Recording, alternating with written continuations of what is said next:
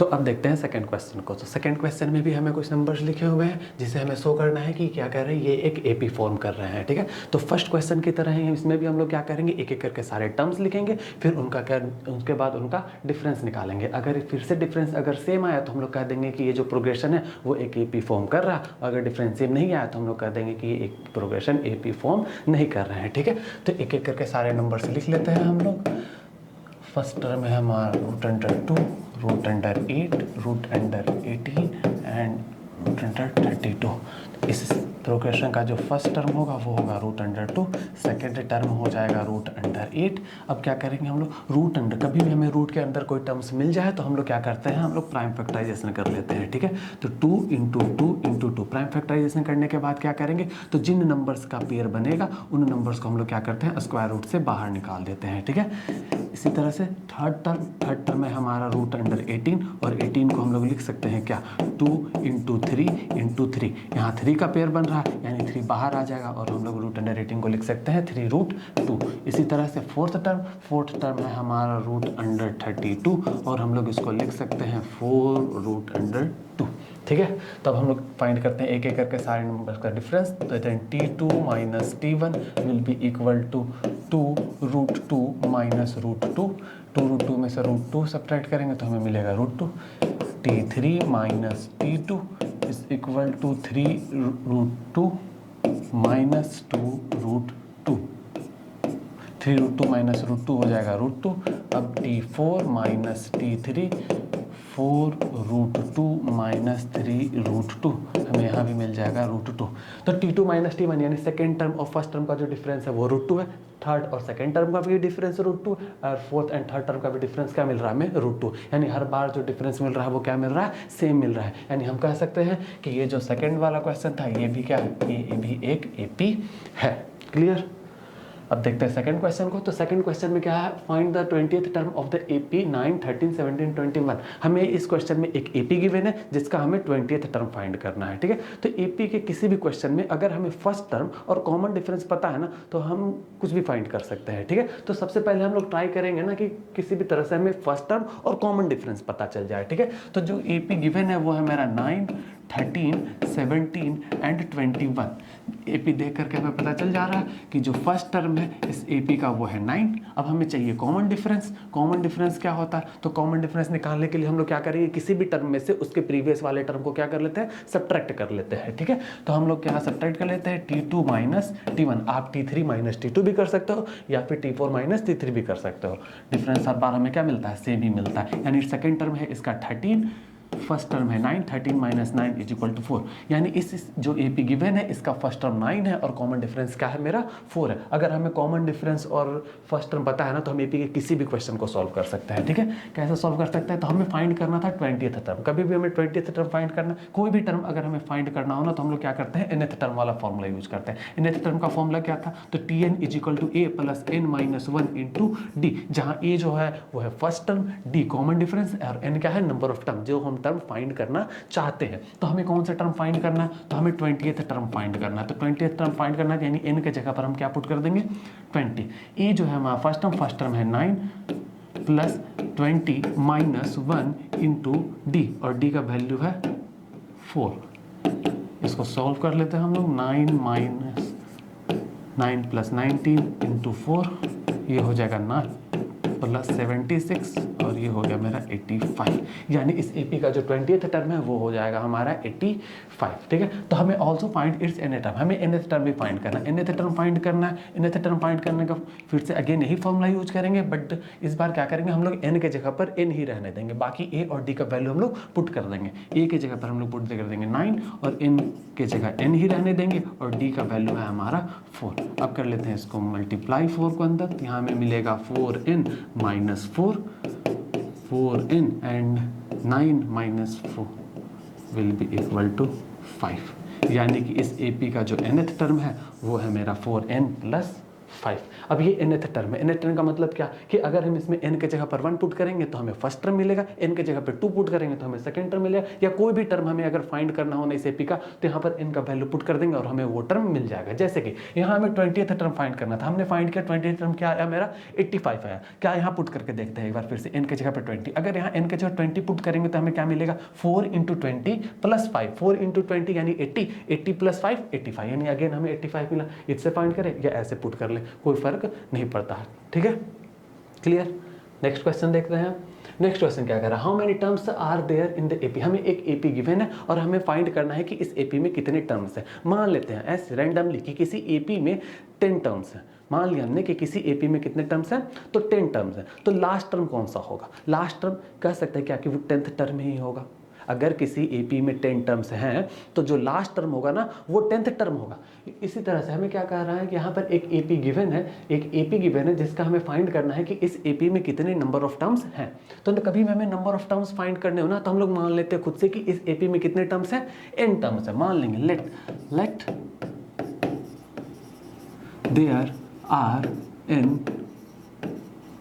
Terms in this AP, ठीक है। अगर किसी एपी में n टर्म्स है तो जो इसका nth टर्म होगा वो हमारा 174 होगा।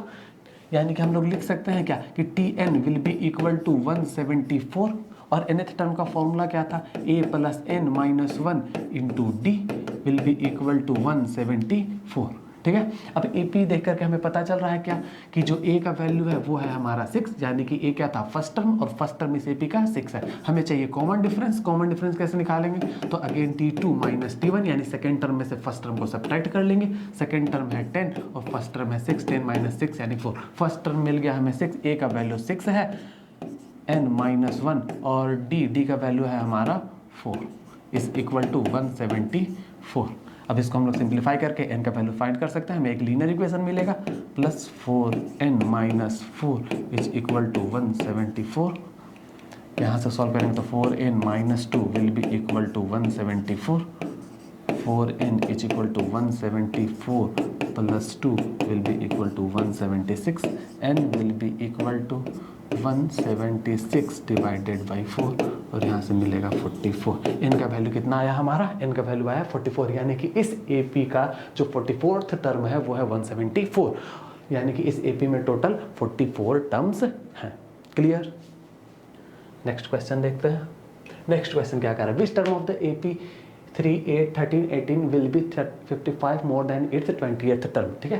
तो हमें एक एपी गिवन है और हमें पूछ रहा है कि वो कौन सा ऐसा टर्म है जो कि 20th टर्म से 55 अधिक है। हमें एक एपी गिवन है इस क्वेश्चन में और हमें पूछा जा रहा है कि कौन सा ऐसा टर्म है जो 20th टर्म से 55 अधिक है, ठीक है। तो किसी भी, हम अभी बोले कि किसी भी एपी के क्वेश्चन में अगर हमें फर्स्ट टर्म और कॉमन डिफरेंस पता है ना तो हम किसी भी क्वेश्चन को सॉल्व कर सकते हैं, ठीक है। तो हम लोग सबसे पहले फर्स्ट टर्म लिख लेते हैं इस एपी का। इस एपी का जो फर्स्ट टर्म है वो है हमारा 3 और जो कॉमन डिफरेंस हो जाएगा वो है हमारा 8 - 3 दैट इज इक्वल टू 5, ठीक है। अब क्वेश्चन देखते हैं, क्वेश्चन क्या कह रहा है।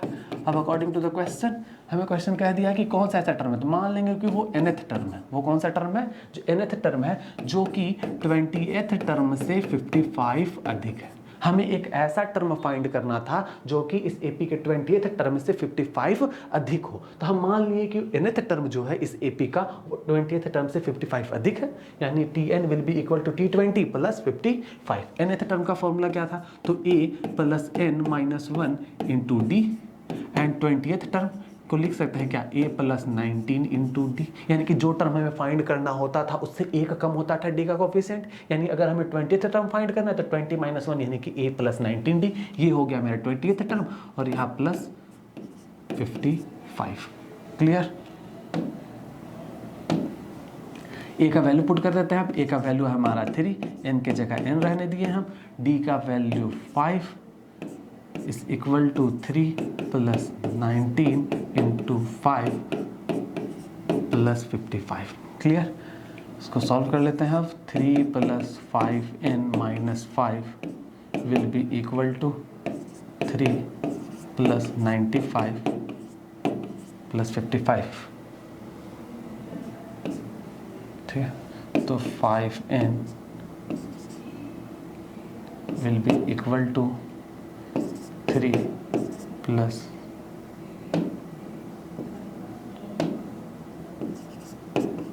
95 plus 55 minus 3 and plus 5n will be equal to, इसको हम लोग सिंप्लीफाई कर लेते हैं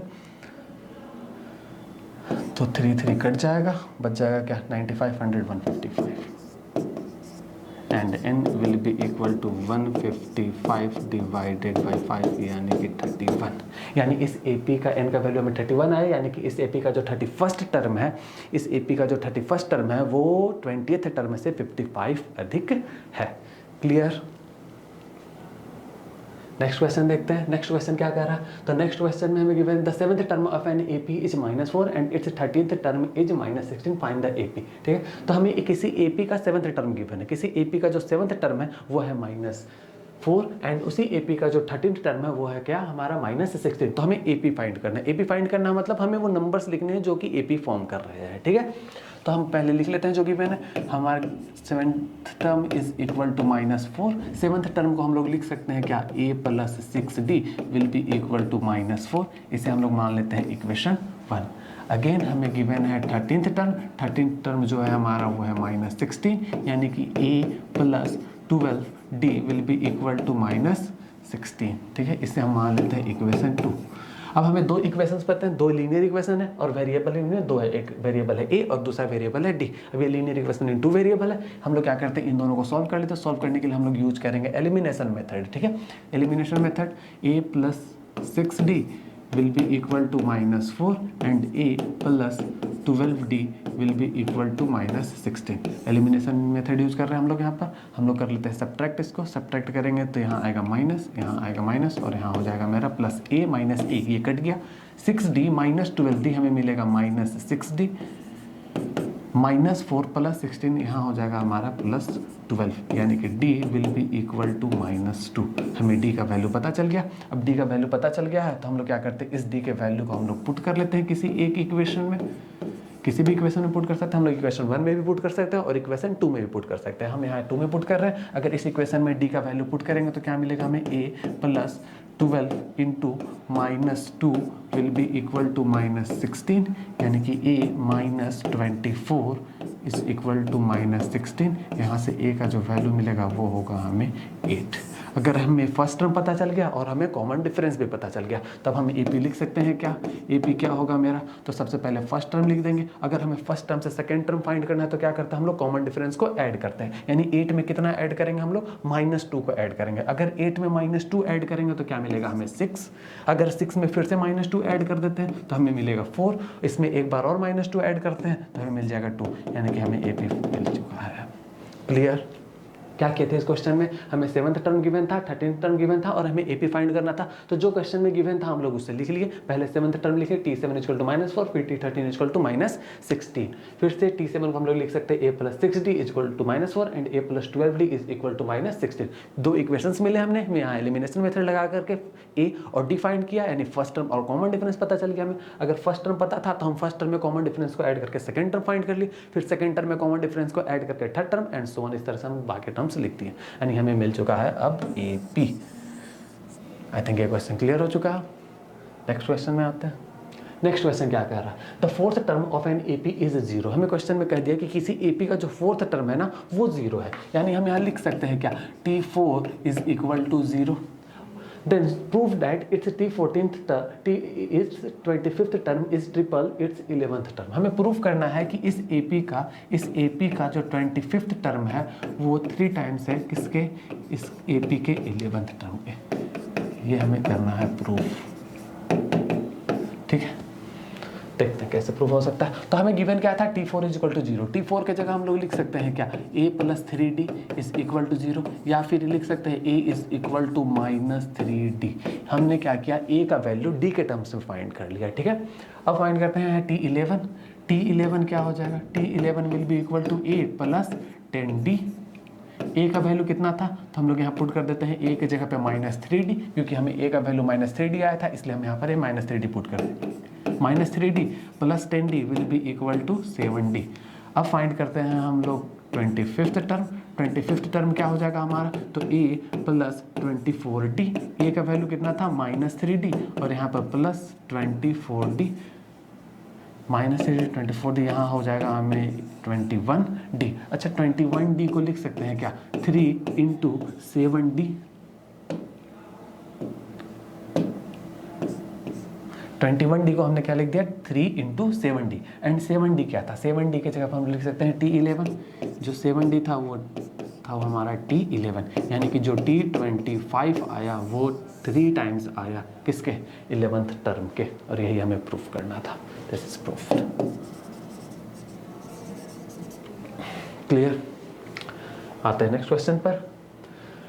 अच्छा नेक्स्ट टॉपिक है हमारा क्या nth term from the end of an AP. ठीक है, तो हमने अभी nth टर्म का एक फॉर्मूला देखा था। nth टर्म का फॉर्मूला क्या था Tn = a + n - 1 × t। ये फॉर्मूला कब हम यूज करते हैं जब हमें कोई टर्म स्टार्टिंग से फाइंड करने को बोला जाए। ठीक है, लेकिन अगर हमें किसी क्वेश्चन में एंड से फाइंड करने को दे दिया जाए तो हम लोग दूसरा फॉर्मूला यूज करते हैं। कौन सा फॉर्मूला हमारा तो l - n - 1 × d। l क्या है हमारा तो लास्ट टर्म, n लास्ट से कौन सा टर्म फाइंड करना है वो है हमारा n, और d हमारा कॉमन डिफरेंस है। ठीक है, देख लेते हैं प्रूफ देखते हैं इसका कैसे आई है फॉर्मूला।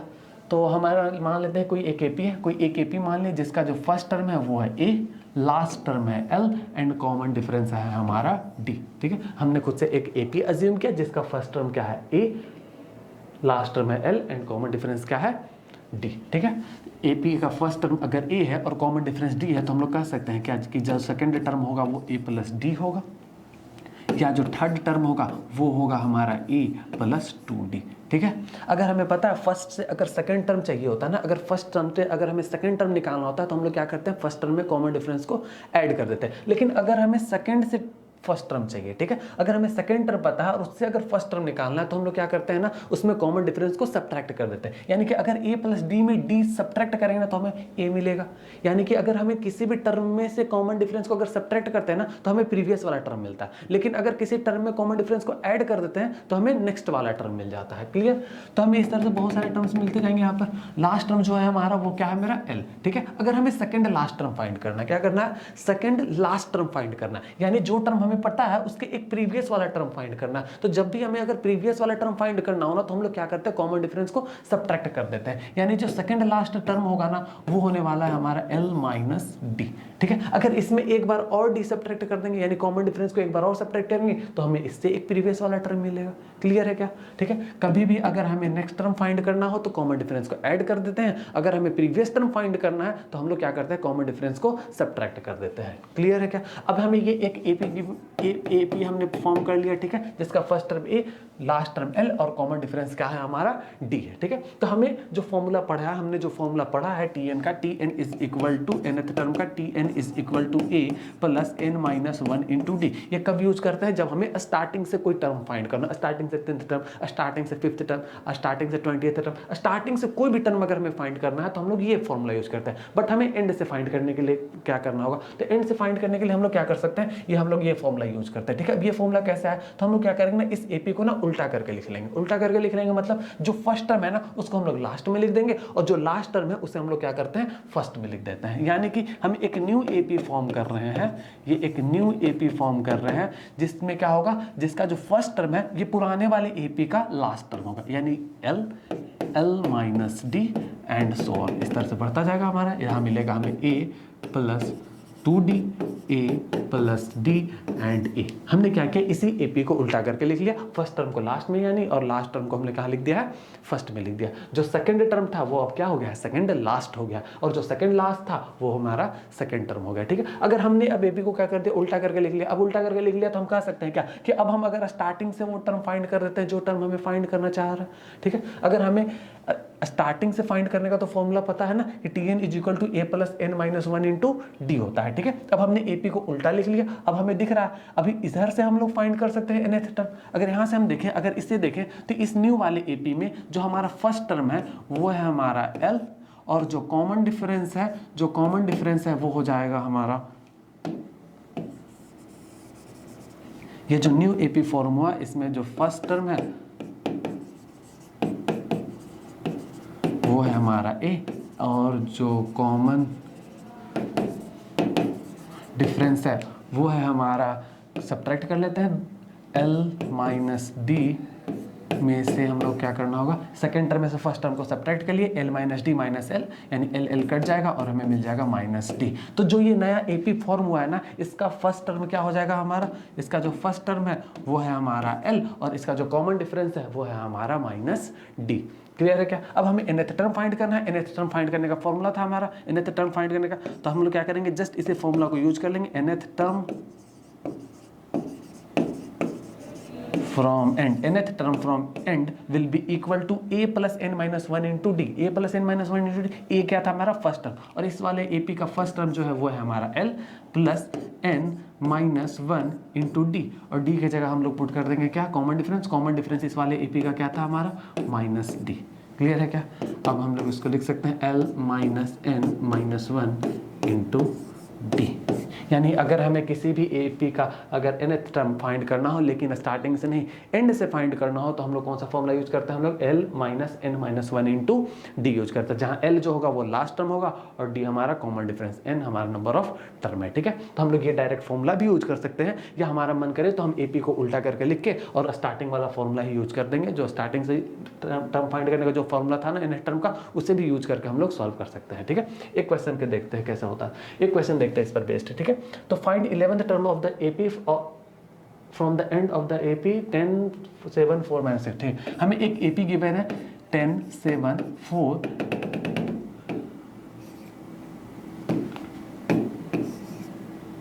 And minus 62। हमें एक एपी गिवन है जिसका फर्स्ट टर्म है 10, second term 7 and last term क्या हो गया हमारा माइनस 62। तो हमें इस एपी के एंड से 11th टर्म फाइंड करना है। इस एपी के एंड से हमें कौन सा टर्म फाइंड करना है, तो 11th टर्म फाइंड करना है। ठीक है, तो हम लोग क्या करते हैं, दो तरह से बनाएंगे इसको। ठीक है, फर्स्ट तो हम डायरेक्ट फॉर्मूला यूज कर सकते हैं, तो 11th term from end, 11th term from end will be equal to, हम फॉर्मूला यूज करते हैं, फॉर्मूला क्या कहता था हमारा, तो l minus n minus 1 into d. L क्या था हमारा लास्ट टर्म, लास्ट टर्म कितना है हमारा माइनस 62, माइनस का साइन देंगे, कौन सा टर्म फाइंड करना है हमें, तो हमें 11th टर्म फाइंड करना है, तो यहाँ 11 पुट कर देंगे।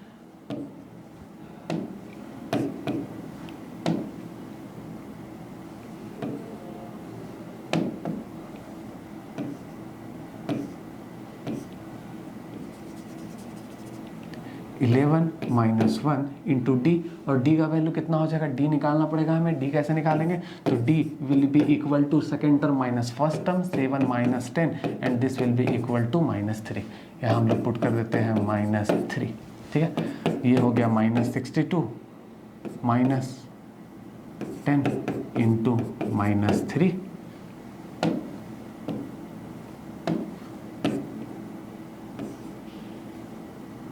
ठीक है, तो minus 60 plus 30 and this will be equal to minus 32।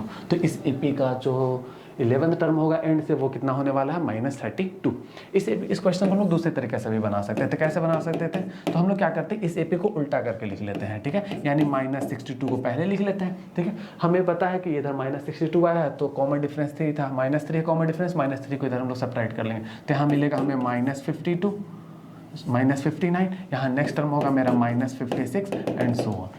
ठीक है, हम क्या किए, इस एपी को जस्ट उल्टा करके लिख लिए हैं। ठीक है, अब इस एपी का जो फर्स्ट टर्म है वो है हमारा माइनस 62, और जो कॉमन डिफरेंस होने वाला है वो होने वाला है मेरा minus 59 minus minus of 62 second term minus first term, और यहाँ से हमें मिलेगा minus 59 plus 62 is equal to 3। हमें फर्स्ट टर्म पता चल गया, इस एपी का कॉमन डिफरेंस पता चल गया, तो हम लोग क्या करना है, 11th टर्म फाइंड करना है। तो 11th टर्म फाइंड करने के लिए हम फॉर्मूला पता है, 11th टर्म जो होता है वो होता है हमारा a प्लस 10d। ठीक है, तो a की जगह a का वैल्यू पुट कर देते हैं।